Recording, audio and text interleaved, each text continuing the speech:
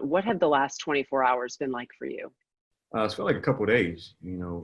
Probably got like a week's worth of work done. Miami Heat forward Andre Iguodala is a 16-year NBA veteran. There's a real human issue here, and we're trying to shed light on that, and we're going to try to put things in place to change that. As vice president of the NBA Players Association, he's been at the forefront of their pursuit of racial justice. It's just heavy on our hearts and it's heavy on our minds. And the team, the Milwaukee Bucks, we just stood in solidarity with them and said, hey, we stand with you. And, we came down here for this exact reason. What did it come down to for all of you to agree that you wanted to keep playing? What it boiled down to is the platform working for us to get our messages out there? And they've been telling us to shut up and dribble because they don't want to hear us talk. And we realized, we can have just as much leverage doing both, playing and speaking. As current players like Iguodala stand up for their freedoms, there are also those athletes who have been fighting to eradicate racism and injustice for decades. It's deja vu for me, to see young individuals to step up to the plate and say, I feel that humanity is far more important than championships at this moment. John Carlos is a notable figure in that deep and rich history. In 1968, the Olympic sprinter joined Tommie Smith on the Olympic medals podium, their fists raised in the air in a silent call for equal rights.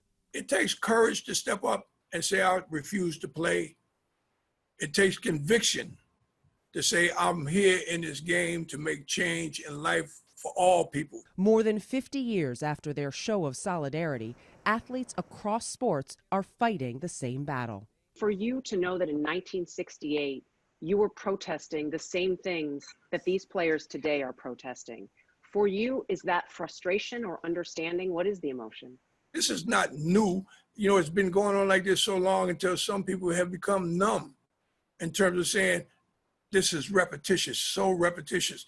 Carlos says he's proud of the players for making their voices heard through action and hopes the rest of the nation can follow in their footsteps.